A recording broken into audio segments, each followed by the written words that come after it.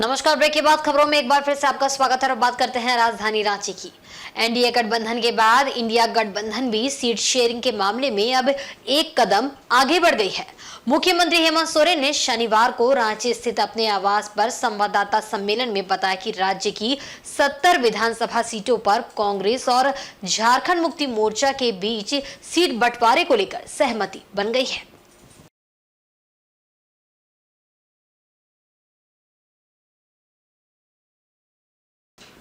हेमंत सोरेन ने कहा कि शेष 11 सीटों पर इंडिया गठबंधन दल के सहयोगी चुनाव लड़ेंगे। उन्होंने बताया कि राज्य में फिलहाल इंडिया गठबंधन के तहत झारखंड मुक्ति मोर्चा, कांग्रेस और राजद की सरकार चल रही है। इस बार विधानसभा चुनाव में इंडिया गठबंधन में वाम दल को भी शामिल किया गया है।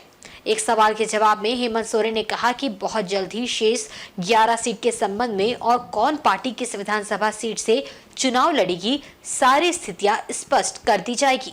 मौके पर कांग्रेस प्रभारी गुलाम अहमद मीर, राज्य के वित्त मंत्री रामेश्वर उरांव, झामुमो विधायक सुदिव्य कुमार सोनू और कांग्रेस के पूर्व प्रदेश अध्यक्ष राजेश ठाकुर, झामुमो के प्रवक्ता विनोद पांडे मौजूद थे। इस संदर्भ में 81 विधानसभा में जो हम लोग इंडिया गठबंधन में हम लोग साथ रहे हैं, जेएमएम, कांग्रेस, आरजेडी के दलों के साथ इस गठबंधन में एक और सहयोगी गठबंधन में शामिल हो रहे हैं। लेफ्ट पार्टी की भी इसमें भूमिका होगी और इस चरण में इस चुनाव में अभी जो पहले चरण में ये बातें तय हुई है कि राज्य के 70 सीटों पर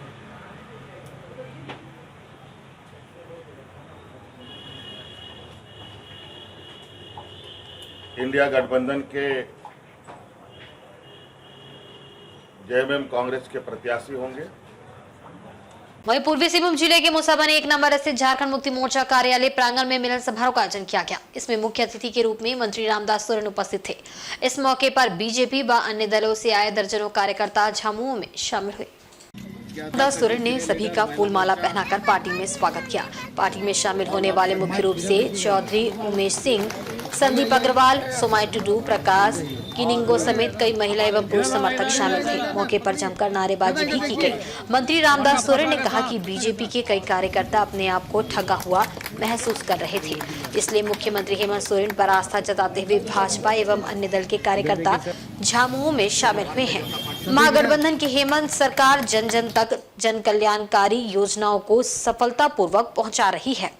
इसी का परिणाम है कि अन्य दलों से लोग झामुमो में शामिल हो रहे हैं। मुख्यमंत्री हेमंत सोरेन जिंदाबाद, माननीय मंत्री रामदास सोरेन जिंदाबाद। ये हमारी महागठबंधन सरकार, राज्य के मुख्यमंत्री हेमंत सोरेन की कार्यकलाप जो आज यहाँ पर कई योजनाओं को धरातल में उतारा गया है, कई जन कल्याणकारी योजनाओं को धरातल में उतारा गया है, जिस पर इस राज्य की 3.25 करोड़ जनता ने ये उनके घर घर तक योजना पहुंच चुकी है।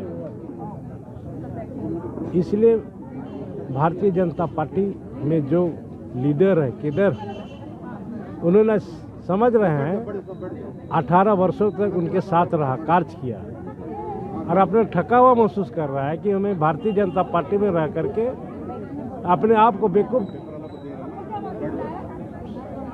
बनाने का वो लोगों का ये सोच है कि आज हम लोग को भारतीय जनता पार्टी ही ठग रहा है। इसीलिए आज यहाँ के भारतीय जनता पार्टी के साथ साथ विभिन्न राजनीतिक दलों के लोगों ने यहाँ पर आज सैकड़ों की तादाद पर आज झारखंड मुक्ति मोर्चा में शामिल हुआ है। और झारखंड विधानसभा चुनाव में आजाद समाज पार्टी कांशीराम ने 15 सीटों पर चुनाव लड़ने का ऐलान किया है। पार्टी ने शनिवार को पहले चरण के लिए 6 सीटों पर उम्मीदवारों के नामों की घोषणा कर दी है। इसकी जानकारी पार्टी के प्रदेश अध्यक्ष काशी प्रसाद ने एक वार्ता के दौरान मीडिया को दी। उन्होंने हजारीबाग से संजय रविराज, जमशेदपुर पश्चिम से काशी प्रसाद, कांके से मधुसूदन कुमार, डाल्टनगंज से अजय सिंह चेरो, विश्रामपुर से सिराज खान और हुसैनाबाद से प्रभा देवी को उम्मीदवार घोषित किया है। प्रदेश अध्यक्ष सह जमशेदपुर पश्चिम के प्रत्याशी काशी प्रसाद ने कहा कि झारखंड में आदिवासी, पिछड़े, दलित और मुसलमान समाज का विकास विगत 24 वर्षों में नहीं हुआ है। चुनाव में जीतकर जनप्रतिनिधि जनता से किए गए वादे भूल जाते हैं। जमशेदपुर की बात करें तो यहाँ शिक्षा, स्वास्थ्य जैसी मूलभूत सुविधाओं पर भी कार्य नहीं हुआ है, जिस कारण पार्टी इस बार चुनावी मैदान में है। वैसे इनके द्वारा पहले चरण में घोषित 6 सीटों में 5 सीट सामान्य वर्ग के हैं, जिसमें आरक्षित वर्ग के उम्मीदवार उतारे गए हैं।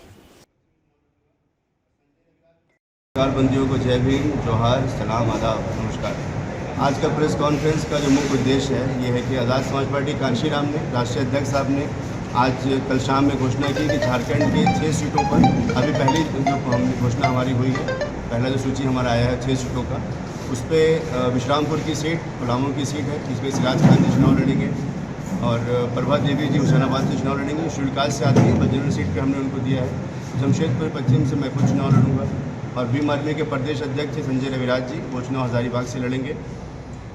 अजय सिंह चेरो जी 78 साल की आज़ादी के बाद पहली बार किसी आदिवासी को डाल्टनगंज से सामान्य सीट से हमने उतारा। अजय सिंह चेरो चर्चित चेहरा है, जेएनयू के स्कॉलर है, उनको भी हमने उतारा है। और कांके की सीट से मधुसूदन कुमार चुनाव लड़ेंगे। आज़ाद समाज पार्टी झारखंड में तकरीबन 15 सीटों पर चुनाव लड़ेगी। पहली सूची में 6 सीटों पर चुनाव लड़ने की घोषणा हमने कर दी। किन मुद्दों को लेकर जाएंगे अब जनता के बीच मुद्दे में? साहब, झारखंड के कई मुद्दे हैं। हमने पहला मुद्दा ये बनाया कि 24 साल में झारखंड में जितने भी समाज हैं, आदिवासी, दलित, मुस्लिम, पिछड़े, सब समाज का विकास नहीं हो पाया। पलायन यहाँ चरम सीमा पर है। मॉब लिंचिंग कानून पास करने की घोषणा इन्होंने किया था, वो घोषणा वो लोग उसमें नाकामयाब रहे। जमशेदपुर अगर मैं बताऊँ आपको, जमशेदपुर पश्चिम की जो हालत है, यहाँ अस्पताल नहीं है। अस्पताल बनने की घोषणा भी की गई। अस्पताल जो बनाया गया, इन्होंने 100 बेड का वादा मुसलमानों से किया था, उस वादे पे नाकामयाब रहे। मानगो में एक भी उच्च विद्यालय नहीं है बच्चों के पढ़ने के लिए। गरीब का बच्चा पढ़ना चाहे तो कहाँ पढ़ेगा? जाति प्रमाण पत्र यहाँ नहीं बन पा रही, बड़ा महत्वपूर्ण मुद्दा है। जमशेदपुर के बिष्टुपुर थाना अंतर्गत ओ रोड स्थित एक टायर गोदाम में शनिवार सुबह अचानक आग लग गई। आग लगी कि इस घटना में लाखों का सामान जलकर खाक हो गया। भारी मशक्कत के बाद दमकल की मदद से आग को बुझाया गया। बताया जाता है कि हर 3 वर्ष में गोदाम में रंग रोगन एवं मेंटेनेंस का काम कंपनी की तरफ से करवाया जाता है। घटना के समय भी गोदाम के गेट में वेल्डिंग का काम किया जा रहा था। वेल्डिंग के दौरान ही चिंगारी निकली और पूरे गोदाम में आग लग गई। पहले गोदाम में मौजूद लोगों ने अपने स्तर पर आग पर काबू पाने का प्रयास किया, लेकिन गोदाम में टायर होने के कारण देखते ही देखते आग ने विकराल रूप धारण कर लिया। इसके बाद गोदाम में मौजूद कर्मचारियों ने अग्निशमन विभाग को इसकी सूचना दी। थोड़ी देर बाद दमकल की 3 गाड़ियां मौके पर पहुंची और आग पर काबू पाया।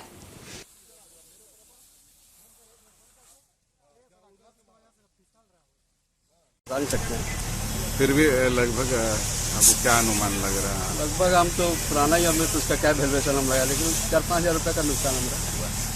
अगर ये वेल्डिंग जो कर रहे थे, क्या वो ध्यान नहीं दिए क्या? हाँ, हम उसको बोले भी कि इसको वेल्डिंग को थोड़ा सावधानी से करना। हम गेट खोल देते, बोला नहीं, खाली टाँका मारना है, उसमें हो जाएगा। बोले अंदर में बहुत सारा मेरा कपड़ा पड़ा है, सामान है टाइप से, तो बोला नहीं हो जाएगा सर, खोल देंगे। आग लगा हुआ है और टायर वगैरह था, वो लोग वेल्डिंग करवा रहे थे, बोल रहे मेंटेनेंस का काम करवा रहे थे कंपनी का आदमी से। वेल्डिंग करते करते आपका आग लग गई। मगर ये कंपनी को सूचना दिया हो गया था लगता वो है। लोग का अपना बोलने का है कि वो लोग अपनी वेल्डिंग कर रहे थे, मेंटेनेंस जॉब जो होता है, तो मेंटेनेंस जॉब करते करते आग लगा है।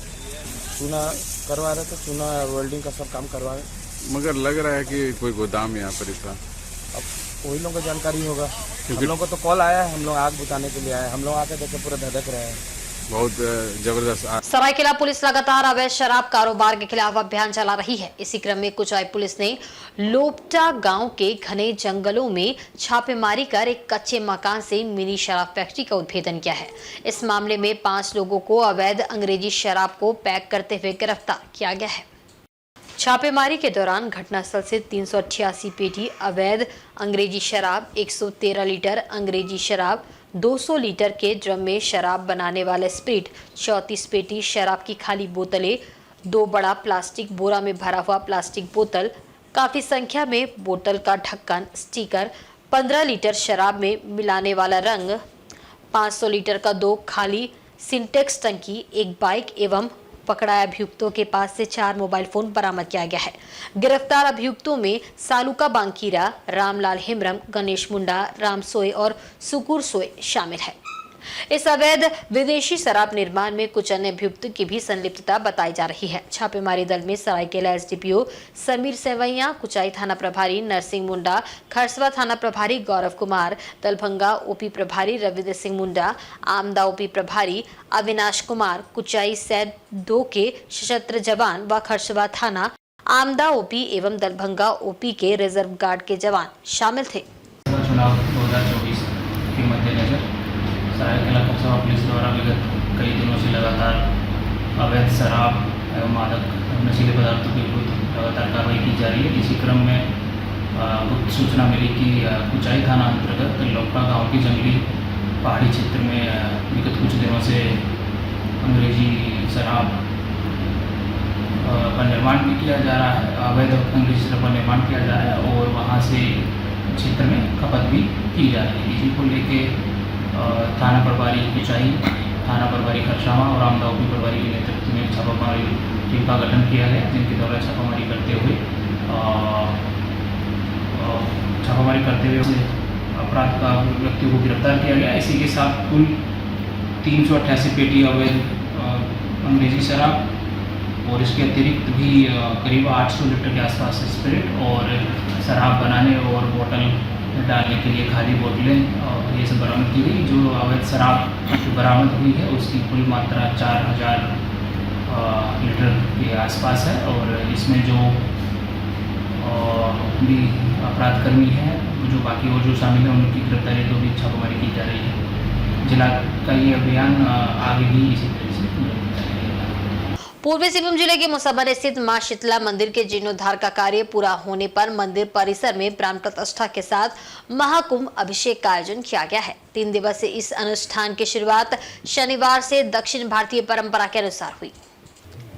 ये पूजा अनुष्ठान 3 दिनों तक चलेगा। प्रथम दिन मूर्ति को दक्षिण भारतीय परंपरा के अनुसार गाजे बाजे के साथ नगर भ्रमण कराया गया। इसके बाद मूर्ति को स्थापित कर प्राण प्रतिष्ठा का कार्यक्रम का शुभारंभ पूजा पाठ के साथ किया गया। यहाँ दक्षिण भारत से आए 27 पुजारियों के दल द्वारा पूजा संपन्न कराई जा रही है। 19 अक्टूबर शनिवार को सुबह विघ्नेश्वर पूजा, पंचावरणम, गणपति, लक्ष्मी एवं नवग्रह पूजा की गई। इस मौके पर काफी संख्या में श्रद्धालु पहुंचे हुए थे। पूजा अर्चना के माध्यम से क्षेत्र की सुख समृद्धि की कामना की गई। संध्या में प्रसाद वितरण का भी कार्यक्रम रखा गया है। मालूम हो कि मुसाबनी, घाटशिला, जमशेदपुर, दक्षिण भारत एवं विदेश से कई समाज सेवियों के सहयोग से लाखों की बजट से मंदिर के सौंदर्यीकरण का काम लगभग 3 सालों में पूरा किया गया है।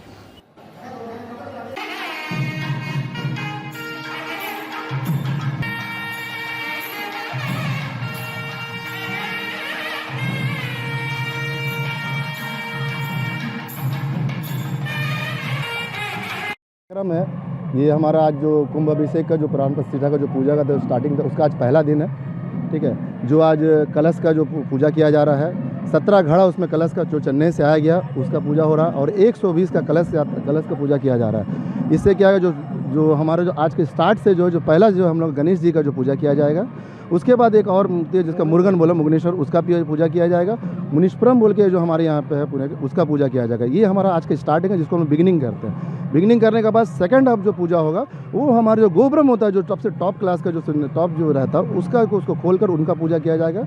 इसी का विधि विधान से आज हमारे जो पुरोहित जो भी आए हुए हैं चेन्नई से, वो पूरे का पूरे नियम से आज पूजा कर रहे हैं। हमारे जितने भी कमेटी के लोग पहुंच चुके हैं और यहाँ अगल बगल के लोग भी, मुसाबनी के बहुत सारे लोग भी यहाँ पहुँचे हुए हैं और तमिलनाडु से भी बहुत लोग आए हुए हैं। जो लोग बाहर थे, विदेश में थे, जिन को इन्फॉर्मेशन दिया गया, सभी लोग आ रहे हैं। और शाम को भी एक भव्य प्रोग्राम किया जाएगा। अन्न भोग का बहुत सारा यहाँ इंतजाम किया गया है। पूरे मुसाबनी के लोगों को, सारे लोगों को हम लोग आमंत्रण किए हैं। ज़्यादा से ज़्यादा तादाद में यहाँ पर एक अच्छी तरह से प्रोग्राम का व्यवस्था की है और ये बहुत बड़ी बात है कि हम लोग के लिए बहुत सौभाग्य की बात है कि हम लोग इस कुंभ अभिषेक का भागीदारी है और यहाँ के लोग भी भागीदारी है कि 1936 का बना हुआ यह मंदिर 86 साल हो गया है। 86 साल के बाद ये पहला कुंभ अभिषेक किया जा रहा है।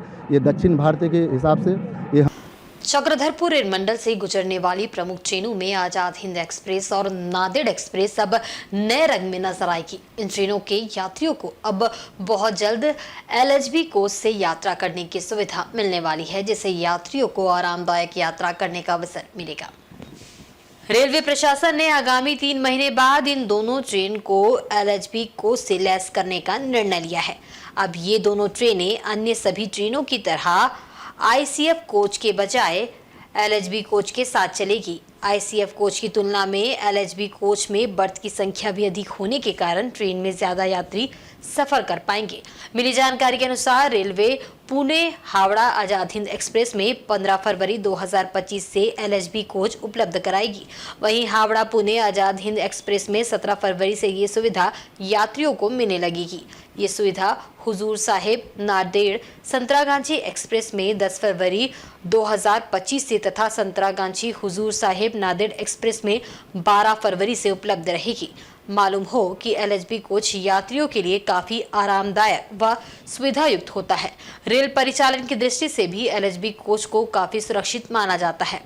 वर्तमान समय की मांग पर अगर स्पीड की बात की जाए तो ये कोच सामान्य कोचों की अधिकतम गति 110 से 130 किलोमीटर की तुलना में 160 से भी अधिक की गति के लिए डिजाइन किए गए हैं। इन कोचों में सामान्य कोचों की तुलना में ज्यादा जगह होती है। इस ट्रेन में हाइड्रोलिक सस्पेंशन का प्रयोग किया जाता है। वहीं दाएं बाएं मूवमेंट के लिए भी सस्पेंशन का प्रयोग किया गया है, जिससे सफर आरामदायक हो जाता है।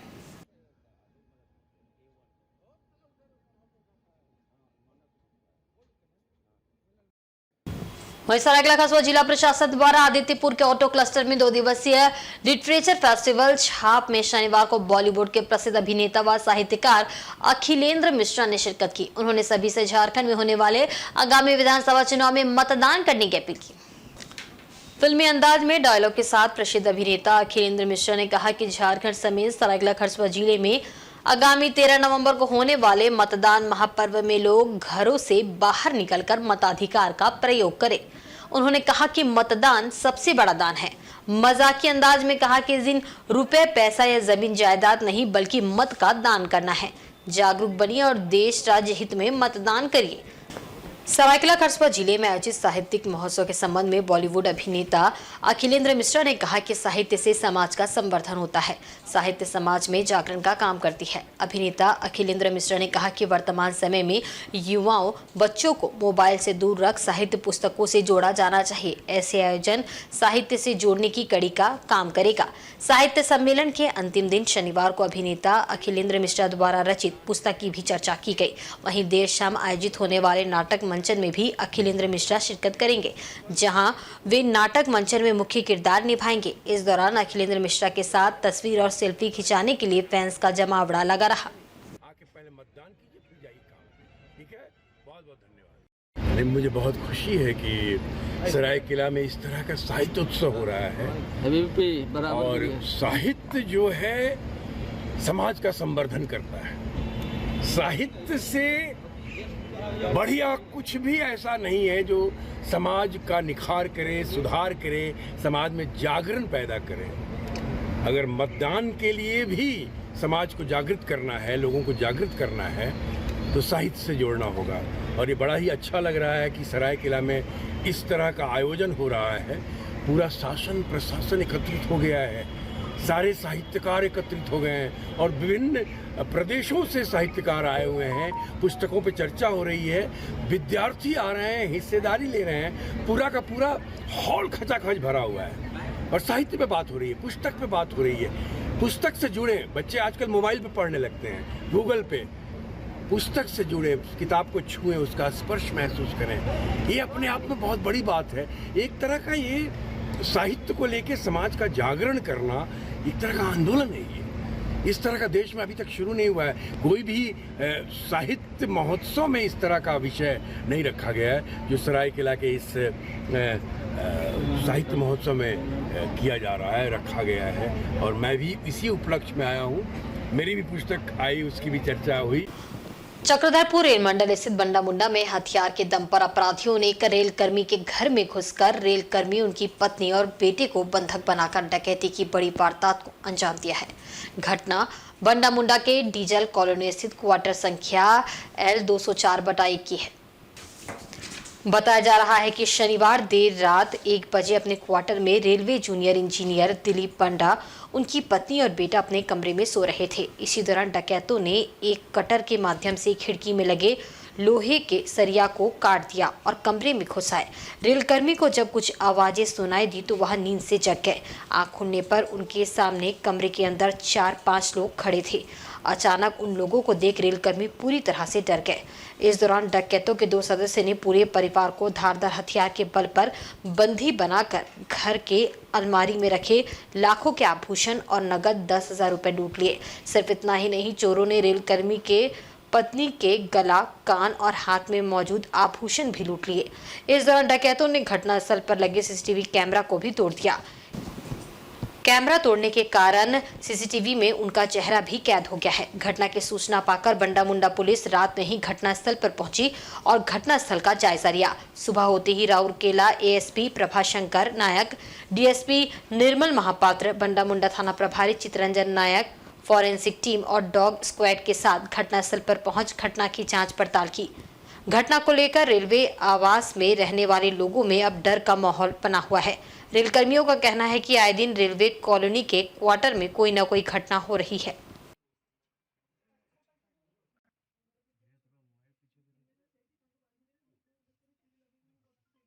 आपका परिचय तो दीजिएगा। हाँ, मेरा नाम दिलीप पंडा। हम डीजल सेट में आज जेई काम करते हैं, मैकेनिकल जेई।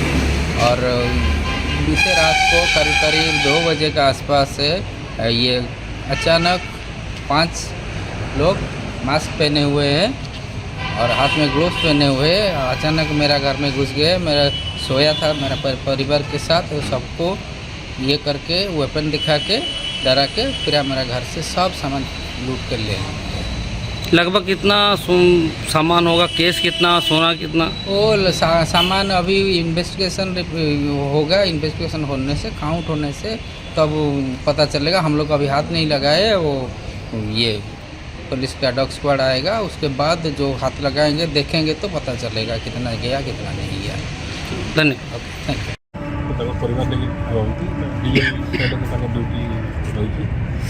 गतकाल राति 2टा बेले से परिवार घर शोला समय 5 जन दुर्बृत्त ग्रिल विंडो ग्रिल को काटी घर भर प्रवेश कर भयभीत कर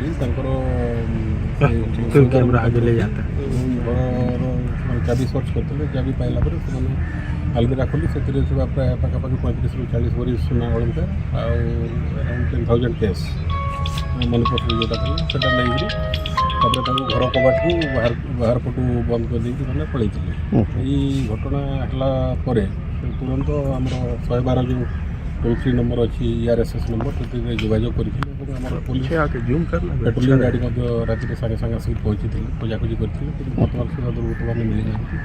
ये संक्रांत में आज दिलीप बाबू का रिपोर्ट आधार में आम बंधमुंडा थाना case number 225 310 close to BNS और 331 रुजु कराई तदंत चली साइंटिफिक टीम फिंगरप्रिंट एक्सपर्ट और डॉग स्क्वाड सब आसिक बर्तमान आम तदंत जारी रखी अपराधी मान धरवाई। पश्चिमी सिंहभूम जिले के मनोहरपुर विधानसभा क्षेत्र से बतौर जम्मू प्रत्याशी जगत मांझी 23 अक्टूबर को अपना नामांकन पत्र दाखिल करेंगे। इसकी तैयारी शुरू कर दी गई है। जगत मांझी के नामांकन में सूबे के मुख्यमंत्री हेमंत सोरेन भी शामिल होंगे। पंप रोड स्थित आवास में दिवंगत पिता शहीद देवेंद्र मांझी को श्रद्धांजलि अर्पित करने के बाद समर्थकों के साथ जगत मांझी चाईबासा के लिए रवाना होंगे। यहां तांबो चौक से पैदल यात्रा करते हुए समाहरणालय स्थित निर्वाची पदाधिकारी कार्यालय पहुंच नामांकन पर्चा दाखिल करेंगे। नामांकन में सिंहभूम की सांसद जोभा मांझी भी शामिल रहेंगी।